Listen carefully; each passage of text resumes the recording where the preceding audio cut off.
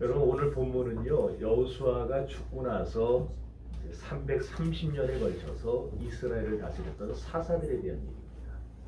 그 중에서도 이 사사시대 마렵에 관한 기록인데 하나님이 여호수아가 죽은 후에 사사들을 세워서 이스라엘을 통치하시고 재판하게 하심으로써 뭘 가르쳐 주려고 했느냐? 이스라엘은 세상 법에 의해서 다스려지는 나라 아니다. 이스라엘은 세상 왕이 다스리는 나라가 아니다. 누가 다스리느냐? 하나님이 다스리는 나라요. 하나님의 법에 의해서 통치받는 나라다. 이걸 하나님이 가르쳐 주려고 했어요. 그런데 사사시대 마렵에 백성들이 나와서 요구합니다. 왕을 주세요. 우리에게도 이방 나라와 같이 왕을 주세요. 오늘 본문은 이 백성들이 하나님의 직접 통치를 거부하고 왕을 요구함으로써 하나님의 말씀에 불순종하며 불신앙하는 모습을 보여주고 있습니다. 여기서 우리가 한 가지 중요한 교훈을 깨닫게 되는데 사사기 17장부터 21장까지 보면 여러분 그때의 이스라엘의 왕이 없었다는 말이 무려 4번이나 나옵니다. 사사기 17장 6절 오늘 읽은 본문이죠. 그때의 이스라엘의 왕이 없었으므로 사람마다 자기 소견에 옳은 대로 행하였다. 사사기 18장 1절에도 그때의 이스라엘의 왕이 없었으므로 19장 1절에도 가보면 이스라엘의 왕이 없던 그때에 21장 25절에 가보면 그때의 이스라엘의 왕이 없으므로 사람마다 각각 그 소견에 옳은 대로 행하였다. 계속해서 반복이 되어 나타나고 있습니다. 여기에 그때의 이스라엘의 왕이 없었단 말을 왜 4번씩이나 반복을 하고 있는가? 곰곰이 한번 생각을 해보셔야 돼요. 이 말씀은 우리들에게 뭘 보여주고 있는가? 왕이 사라진 시대, 다시 말해서 오늘날로 말하면 지도력이 사라진 시대에 과연 어떤 일이 우리에게서 벌어질 수 있는가? 그걸 보여주고 있는 거예요. 우리에게서 왕이 사라져버리면, 우리를 다스리는 지도력이 사라져버리면 우리가 어떻게 될 수 있는가? 우리는요 지금 사사시대와 똑같은 시대를 살고 있어요. 국가적으로나 사회적으로 또 가정적으로 교회적으로 지도력의 부재 시대를 살아가고 있습니다. 다 자기들이 지도자라 그러는데 믿고 따를 만한 지도자가 없어요. 국가적으로도 그렇고 교회적으로도 그렇고 예전에는 딱 보면은 야 저 목사님 내 평생 내가 저분을 위해서 내가 죽어요 이런 분들이 있었는데 요새는 누구를 봐도 그 사람이구나. 모세가 이스라엘을 애굽에서 인도해서 40년 동안 쭉 가나안을 향해 가죠. 그러다가 이제 40년이 다 됐을 때에 모압 평지에 이르러서 가나안 땅을 저 앞에 목전에 두고 있습니다. 그리고 하나님이 너는 못 들어간다 그러니까 느보산에 올라가서 죽어요. 죽기 전에 여호수아를 후계자로 세웁니다.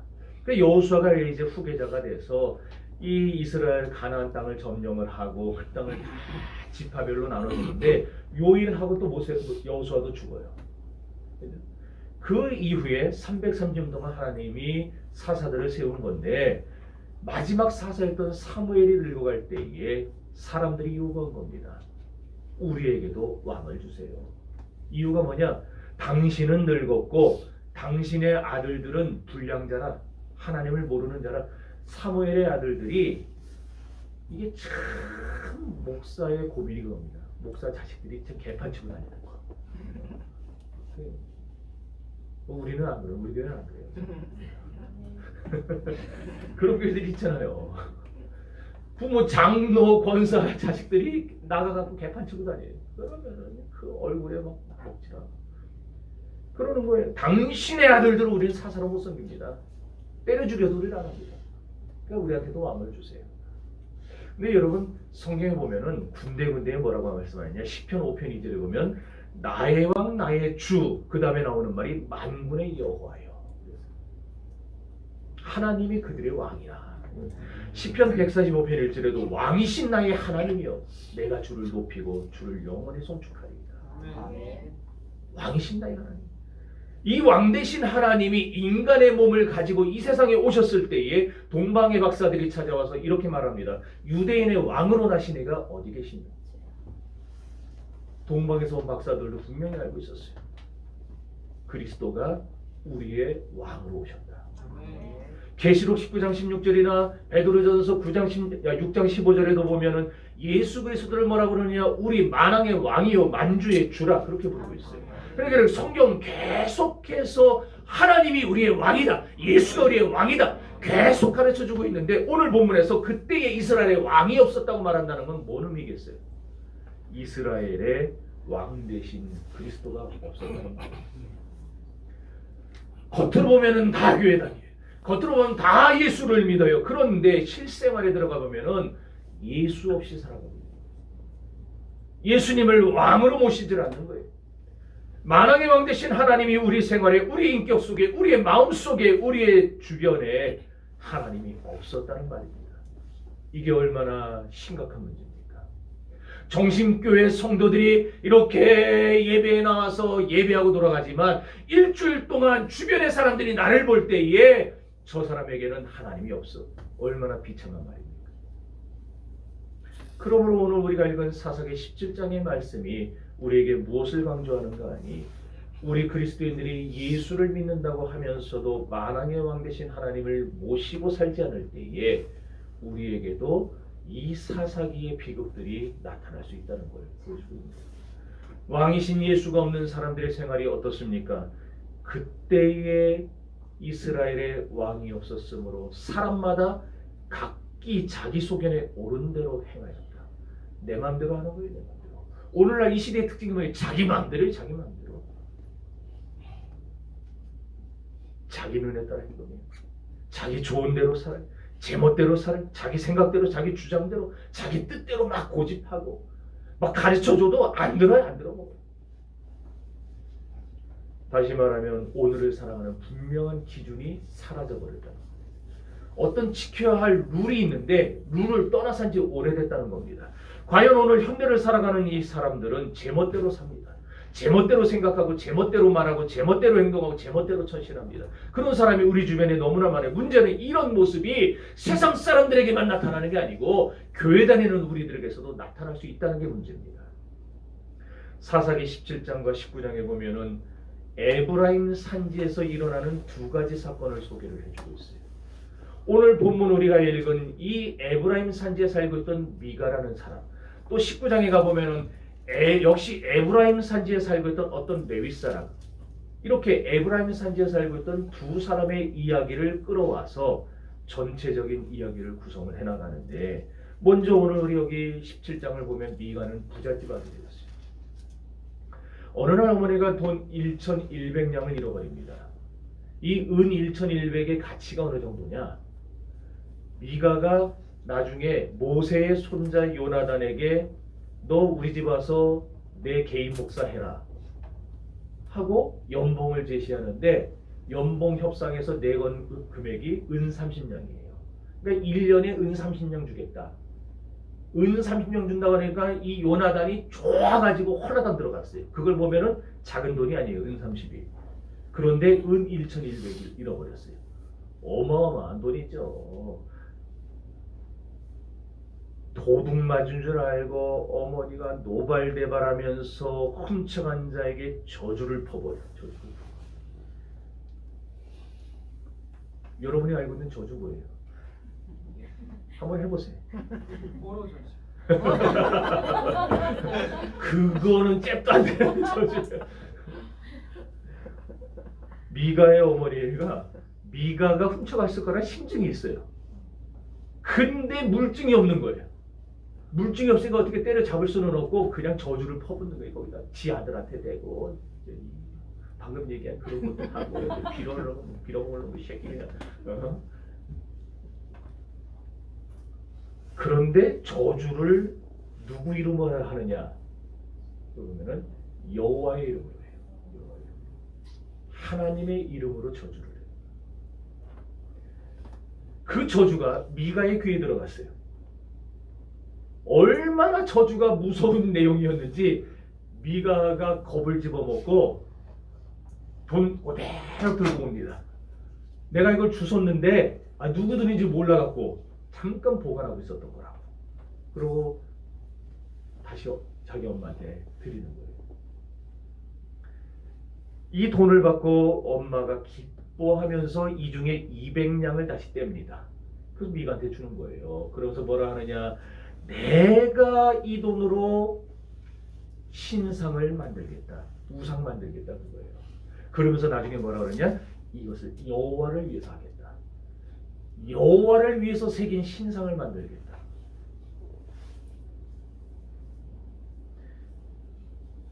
기가 막히지 않습니까? 믿는 집안이, 안 믿는 집안 아니잖아요. 믿는 집안이. 그런데 여호와의 이름으로 저주를 하고 여호와의 이름으로 신상을 만들고 여호와의 이름으로 온갖 짓들을 다 하는 거예요. 미가가 그 돈으로 신상을 만들고 나니까 2% 부족해요. 왜냐? 신상은 있고 신당까지 만들어놨어요. 그러니까 자기 개인 가정에 교회까지 꾸며놨어요. 그런데 암만 그게 있어도 신의 뜻을 알아내는 도구가 있어야 돼요. 그 도구가 뭐냐? 에봇이에요. 에봇. 제사장들이 입는 옷. 어저께 우리 성막 갔을 때 봤죠? 에봇. 예. 못 본 사람은 다음번에 코로나 풀리면 다 같이 갑시다. 그 에봇이 있어야 되고, 에봇이. 그래야 하나님의 뜻을 물어볼 수 있어요. 그리고 미가가 만드는 김에 드라빔까지 만들어요. 드라빔이 뭔지 알죠? 라헬이 자기 아버지 라반의 집에서 훔쳐왔던 것, 가족 우상이에요. 그 드라빔이 있으면은 재산의 소유권을 주장할 수 있어요. 그러니까 비록 멀리 떠나서 결혼해서 떠나도 아버지가 죽으면은 이 드라빔 닦고 가면은 그 집의 재산 정당하게 요구할 수가 있는 거예요. 가족 우상. 그러니까 미가가 지금 에봇도 만들어요. 드라빔도 만들어요.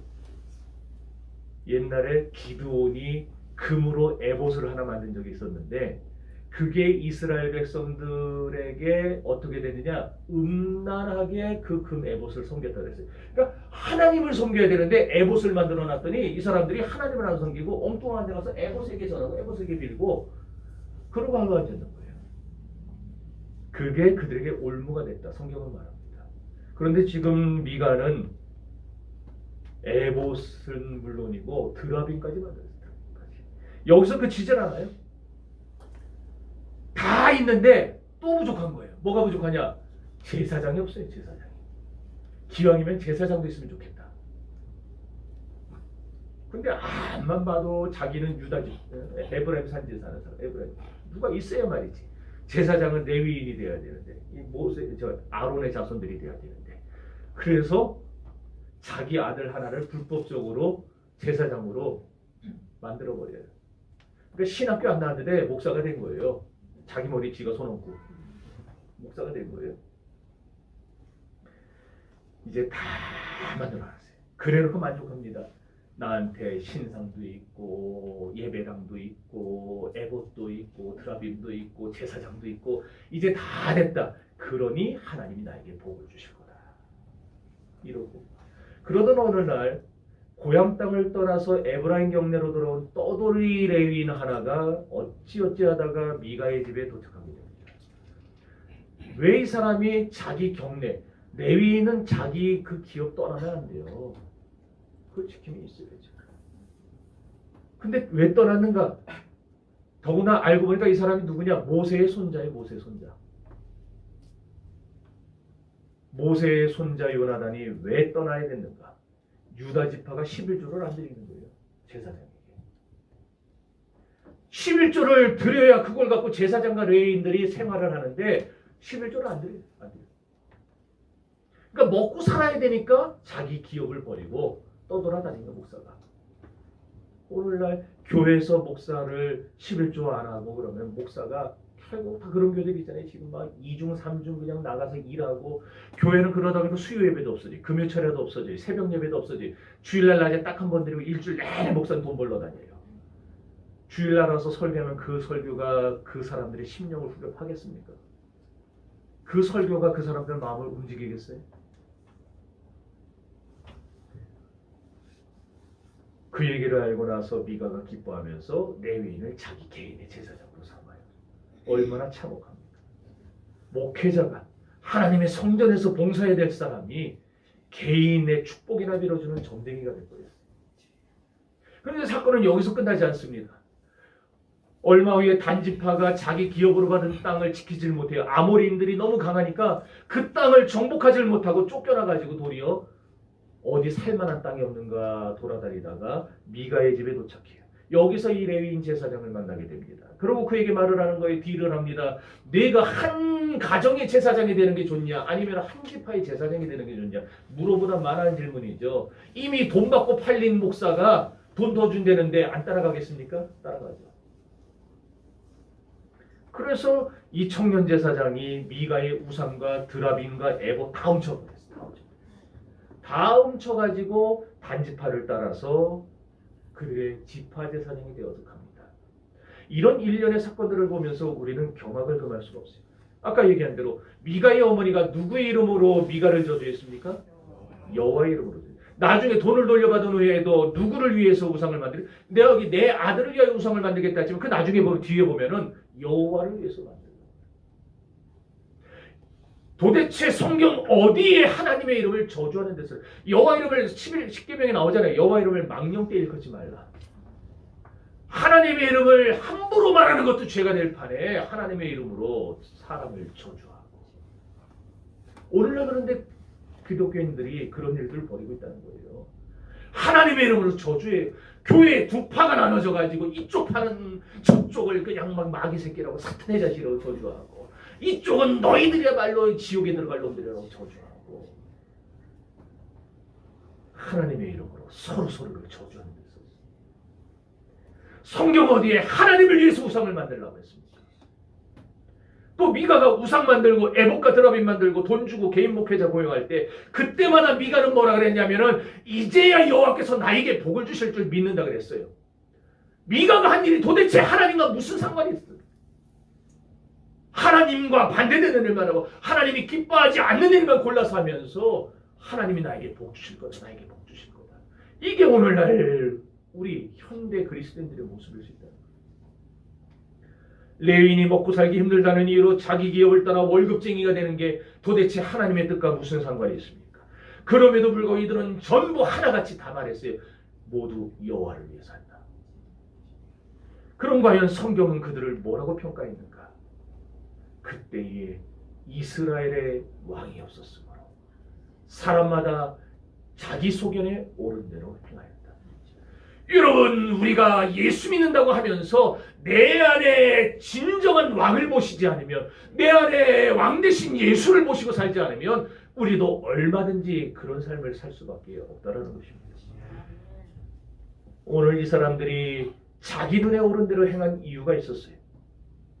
미가의 어머니 말을 들어보면 그 힌트가 나옵니다. 내 아들이 여호와께 복 받기를 원한다. 미가도 여호와께서 내게 복 주시길 원한다. 이 사람들이 자기 소견에 옳은 대로 한 이유가 뭐냐? 여호와의 이름으로 저주하고 여호와 이름으로 신상 만들고 여호와 이름으로 온갖 나쁜 짓을 한 그 이유가 뭐냐? 복 받기 위해서예요. 미가는 신상이 있고 에봇과 드라빔이 있고 레위인 제사장만 있으면 하나님의 축복은 저절로 들어오는 줄 알았어요. 과연 그렇습니까? 교회당이 있고 목사가 있고 예배가 드려지면 저절로 복이 옵니까? 그러나 미가의 이런 생각, 미가의 이런 행동, 이게 어디서부터 온 건가? 바알 종교에서. 바알 종교는, 가나안 종교는 사람이 신을 조종해요. 사람이 신을 명령해요. 내가 명령하고 내가 조종하는 대로 신들은 따라와요. 그게 바알 종교의 특징이에요. 미가는 그 땅에 살면서 그들의 모습을 닮아갔습니다. 조금씩 자기 마음속에서 하나님을 몰아내요.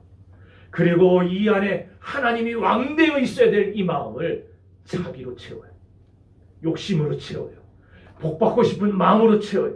그러면서 자기 스스로 신이 되어가지고 모든 걸 조종해 나가고 싶어요. 문제는 오늘날 신자들 중에서도 이런 세상 바알 종교에 물들어서 신앙생활을 하나님을 위해서 하는 게 아니라 나를 위해서 하는 사람들이 있을 수 있다는 겁니다. 날씨에 따라서 오늘은 어디로, 저는 오늘 비 오는 게 비 안 오고 그냥 이렇게 날씨만 흐렸으면 더 좋았는데 비 오면은 사실 안 오고 싶잖아요. 주일날마다 황사가 그냥 확 꼈으면 좋겠어요. 저는. 아무데도 못 놀아. 눈앞도 안 보일 거다. 주일날 날 좋으면은 놀러 갈 생각부터 놀러 갈 생각부터 어디 갈까? 생활비가 빠듯하며 하나님의 것부터 도둑질하는 사람들이 있어요. 목회자는 하나님이 세우는 하나님의 종인데 요즘 들어서 교회들이 자기 멋대로 목사를 세우고 자기 멋대로 목사를 쫓아내요. 심지어 목사들 중에서도 사명은 뒷전이에요. 어디 돈 더 준다는 교회 있으면 이 교회 섬기다가도 돈 더 주는 교회 찾아가요. 뿐만 아니라 단지파를 따라갔던 레위인처럼 오늘날 사람 따라서 교회 옮겨 다니는 사람들도 있어요. 자기가 좋아하는 목사, 자기가 좋아하는 어떤 교인이 교회로 옮기면 자기도 따라 옮겨가는 거예요. 자기도 따라 옮겨가. 이와 같이 오늘날 그리스도인들 중에도 자기 소견이 옳은 대로 행하는 사람이 너무도 많아요. 자기는 몰라요. 안 그렇다고 생각해. 나는 제대로 신앙생활을 하고 있다고 생각해. 그러나 가만히 들여다보면 내가 얼마나 내 맘대로, 내 생각대로, 내 소견에 옳은 대로 행하고 있었는가. 우리의 잘못된 모습이 나오게 됩니다. 여러분, 자기가 정해놓은 룰에 따라 움직이지 마세요. 이제 사사기 후반에 나오는 두 번째 에피소드를 봅시다. 미가엘이 일어난 지 얼마 후에 역시 에브라임에 살고 있던 레위 사람 하나가 첩을 하나 얻습니다. 레위 집 하면은 그냥 쉽게 얘기해서 오늘날 목사예요. 목사, 성직자예요. 목사가 제가 첩을 얻으면 여러분 가만히 있겠어요? 아, 왜 난리예요? 여기서는 이 사람한테 뭐라고 안 하는 수있을 것 같은데. 여러분 목사가 첩 얻으면 되겠습니까? 사사기 19장 2절에 보면은 이 첩이 설상가상 어떻게 되느냐? 바람이 나요. 그래갖고 친정으로 도망을 갑니다.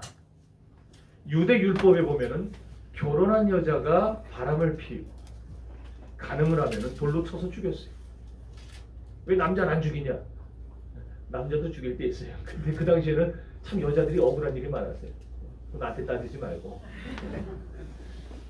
아마 이 첩이 죽지 않기 위해서 도망간 것 같은데 레위인이 그 처가에서 그 첩을 데려옵니다. 데리고 오다가 기부하라고 하는 동네에 들어오게 되는데 기부하라는 동네가 좋은 동네가 아니에요. 질이 나빠요. 뭐 극단적인 비유기는 하지만 여러분 우리 청년들 알려나? 청량리 588? 아 목사가 저런 얘기하면 뭐 제가 뭐 없는 얘기를 하거든요. 그런 동네예요. 그런 비류들이 살고 깡패들 살고 조폭들 살고 아주 질 나쁜 인간들 살고 그러는데 거기 왜 겨들어가요? 거기를 딴 데 가지. 딴 동네 가서 자면 되지. 왜 그 동네를 일부러 들어가요? 들어갔더니 역시 일이 벌어지죠. 동네 사람들이 와서 레위인을 내놓으라는 거예요. 왜 내놓으라는 겁니까? 동성애하겠다는 거예요. 동성애하겠다. 그런 동네를 왜 겨들어가요? 그런데 이 레위인이 참 찌질한 모습을 보여요.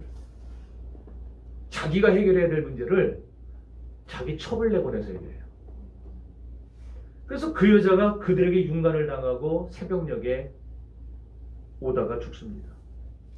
레위인이 열이 받았어요. 우라가 터집니다. 그래서 자기 첩의 시체를 12토막을 내요. 그래서 지파당, 한 지파당 토막 하나씩을 보내요.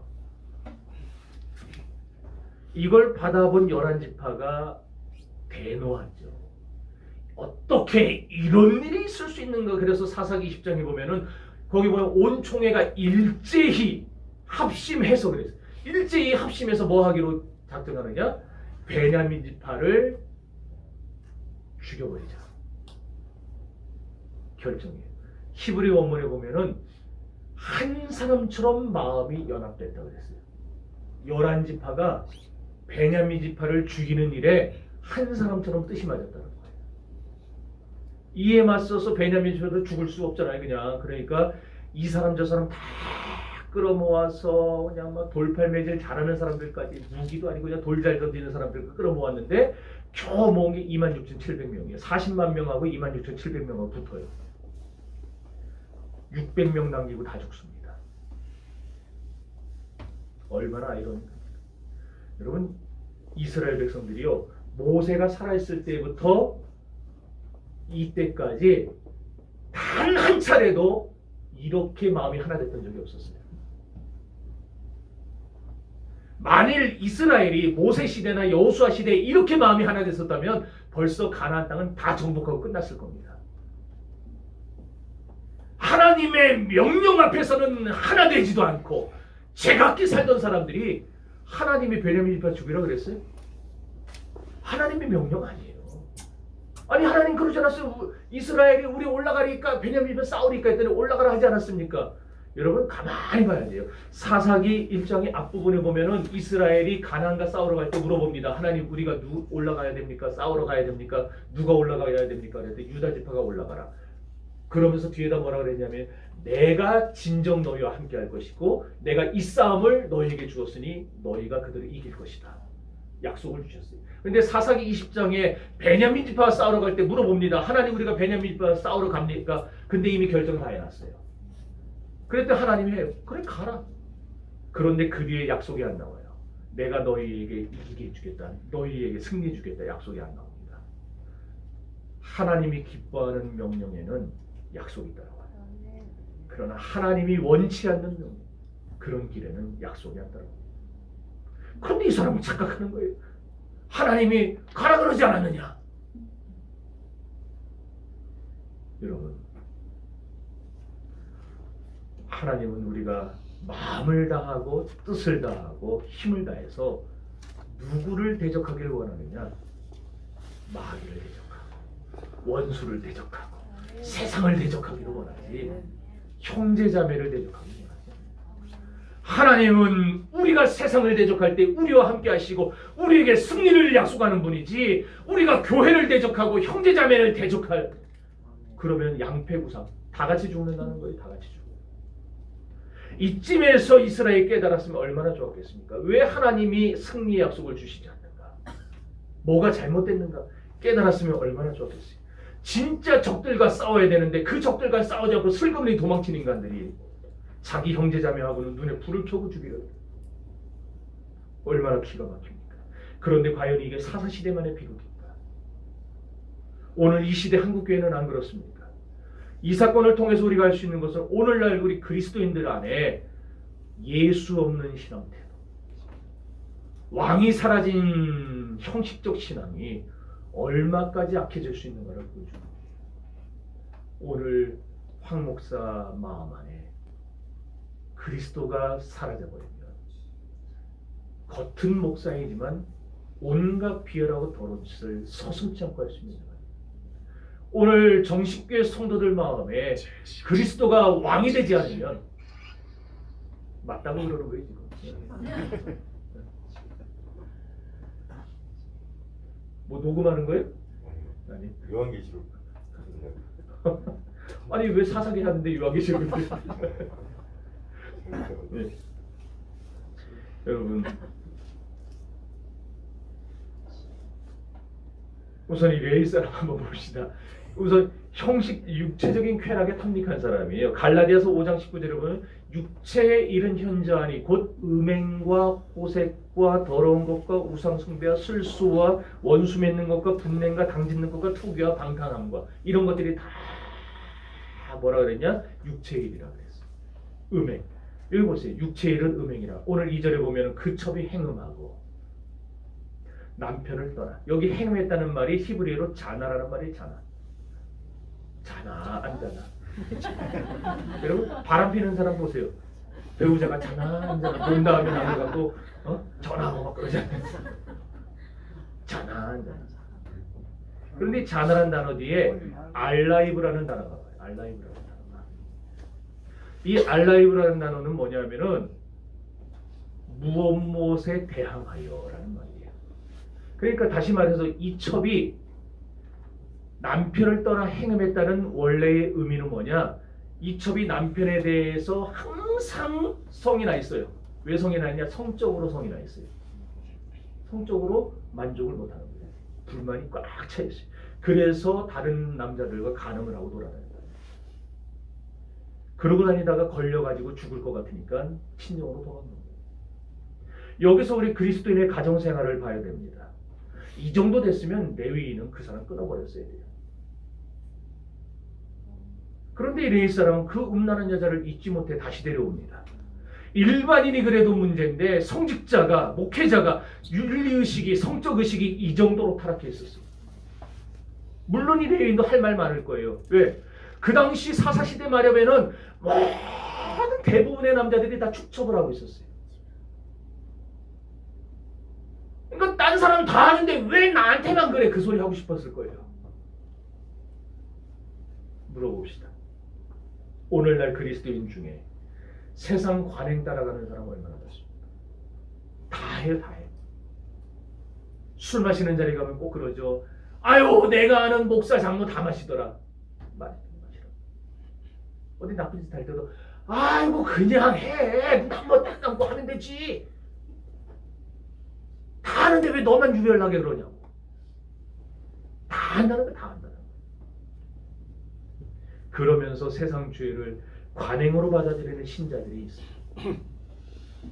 세상의 관행이 내 속에 들어오는 게 죄라는 걸 왜 모릅니까? 그리스도인이 관행 따라 사는 게 하나님의 싫어하는 일이라는 걸 왜 몰라요? 끊어내야 돼요. 끊어내야. 관행 따라 살지 마세요. 우리 정식교회 성도들 관행이 어쩌고 저쩌고 그런 말 하지 마세요. 게다가 이 레위인은 잔인하게 아내 시체를 조각냈어요. 또 이 사람은 싸움 붙이는 사람.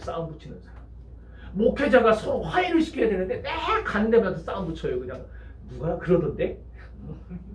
아니 누가 그러는데 당신이 막 뭐라고 해? 막 이러면 가서 또 이 사람이 또 그 사람한테 가서 네가 그랬다며 어디서 들었어요? 목사님한테 들었다고 이러면서 싸움 붙이는 사람이 있어요.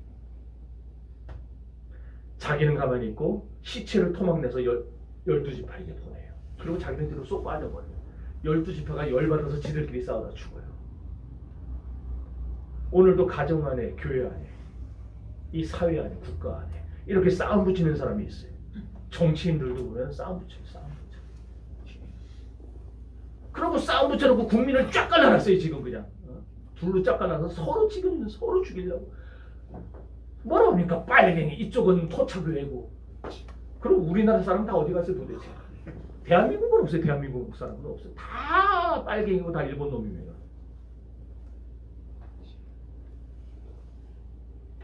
오늘날 가정 안에도 부모와 자식 사이를 이간질하는 사람이 있어요. 부부 사이를 이간질하는 사람이 있어요.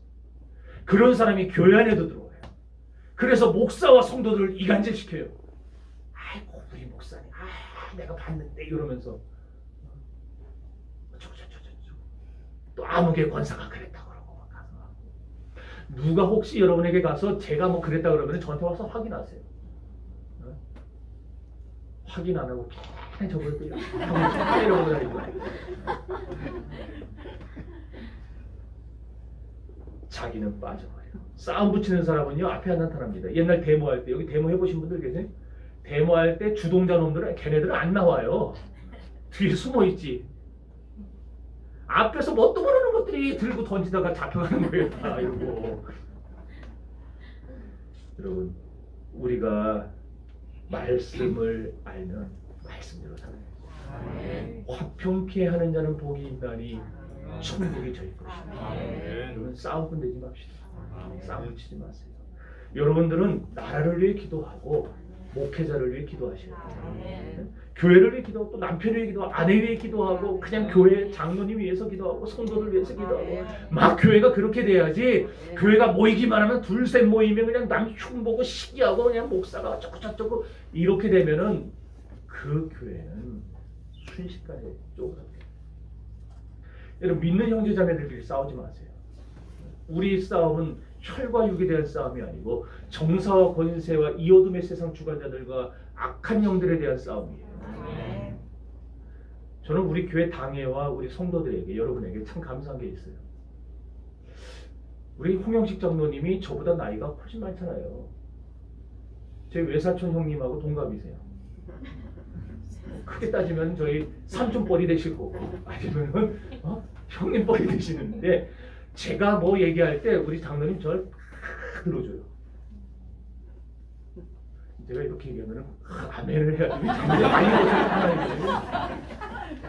우리 짜고 칠 때는 지금 얘기하겠다 맞아야 되는데. 근데 우리 홍 장로님만 그런 게 아니고 우리 김수모 장로님, 김용선 장로님 계실 때도 제가 뭐 합시다 와가지고 이 교회 와가지고 뭐 합시다 그럴 때 이분들이 반대를 안 했어요. 아니 목사님이 하실 생각 있으면 하시라고. 저희는 밀어드리겠다. 우리 홍 장로님이 그걸 딱 보면서 이제 다 배우신 것 같아요. 그래서 지금 잘 밀어주는데 여러분 우리 교인들도 예전에 좀 싸웠다는 얘기 들었어요. 근데 저 오고 나서 싸우는 소리가 안 들려요. 이렇게 해놨는데 다음부터 또 싸우면 또 제가 소리가 앞으로도 싸우지 말고 서로 화평하게 서로 화목하게 지내시기 바랍니다. 그냥 매달려 기도 매여서 그냥 서로 감사하고 세워주고 그런 교회가 되길 믿습니다. 불영과부진이란 말이 있습니다. 이게 뭐냐면은 웅덩이가 있어요. 그럼 물이 흘러요. 물이 흐르면 그 웅덩이 어떻게 해요? 웅덩이는 옆으로 피해서 갑니까? 건너 뛰어갑니까? 웅덩이에 들어가서 웅덩이를 차고 다 채워요. 그리고 다 차면 그 다음에 어떻게 해요? 다시 흘러가요. 그걸 말하는 거예요. 불영과부진. 서두르지 말라는 거예요. 신앙생활하면서 이 레위인처럼 이 미가처럼 이 미가의 어머니처럼 그냥 서둘러서 복 받으려고 서둘러서 성령 받으려고 서둘러서 은혜 받으려고 서둘러서 신앙생활하려고 허겁지겁 그러지 마세요. 그러다가 2단 3단 빠지는 거예요. 내 교회 만족 못하고 엉뚱한 데 쳐다보고 다니다가 시간 가면은 물이 흐르다 웅덩이 만나면 채워지면 나중에 다시 흘러가게 되어 있어요. 여러분 시간 가다 보면 여러분이 빠지지만 말고 여기 와서 정신띠 와서 황 목사 설교를 한 번 듣고 계속 듣다 보면 언젠가 조금씩 여기 은혜가 차이고 차요. 그래서 나중에 꽉 차서 흘러가게 될 날이 옵니다. 안 나오니까 문제지. 그러니까 제멋대로 살지 마세요. 제멋대로 예수 믿지 마세요. 내가 하고 싶은 대로 하면서 여호와를 위해서 한다고 그딴 소리 하지 마세요. 우리는 철저하게 말씀대로 철저하게 주님이 뭘 원하시는가 내 안에 지금 주님이 계신가 이걸 확인하면서 살아야 줄로 믿습니다. 앞으로 예수님이 천천히 가시면 여러분도 천천히 가세요. 예수님이 동쪽으로 가면 여러분도 동쪽으로 가세요. 예수님이 서면 여러분도 서세요. 그게 이스라엘의 광야 생활이었잖아요. 법궤가 진행하면 그들도 따라가고 법궤가 서면 그들도 서고. 절대 어저께 성막 갔을 때 들었죠? 절대 법궤보다 앞서지 말라고. 왜? 앞서면 어떻게 돼요? 다 죽었어요 그냥. 법궤보다 앞서면 다 죽어요. 다 죽어. 항상 법궤를 쫓아가는 인생을 살았어요. 여러분 항상 주님보다 앞서지 마세요. 주님을 앞세우고 사시기를 바랍니다. 이제 가만히 여러분 들여다보세요. 여러분 한번 보세요. 여러분 보세요. 자기 보세요. 내 안에 주님이 계신가 보세요. 마음 한복판에 왕 대신 주님이 계십니까? 내 안에 왕이 사라지면 나도 모르게 그 자리를 내가 차지하는 거예요. 그래서 내가 하고 싶은 대로 하는 거예요. 그때부터 자기 소견에 옳은 대로 행하며 살게 됩니다. 종려나무 가지를 흔들면서 호산나 호산나 하던 이스라엘 백성들 입술로만 찬양할 뿐 마음속 왕의 자리는 주님께 내어드리질 않았어요. 여전히 자기가 왕이 되어 있었어요. 그러니까 얼마 뒤에 자기들 마음에 안 든다고 호산나를 외치던 그 입술 가지고 뭐라 부르느냐 예수를 십자가에 못 박아라 그랬어요. 예수를 십자가에 못 박아라. 우리에게 바라바를 내놓고 예수를 죽여라. 오늘 내 안에 예수가 없으면 우리도 그러는 거예요. 오늘 저와 여러분의 마음에 이 가장 깊숙한 중심에 주님을 왕으로 세울 수 있기를 바랍니다. 관행 따라 살지 맙시다. 남들 다 하니까 나도 한다? 그딴 악한 말도 없습니다.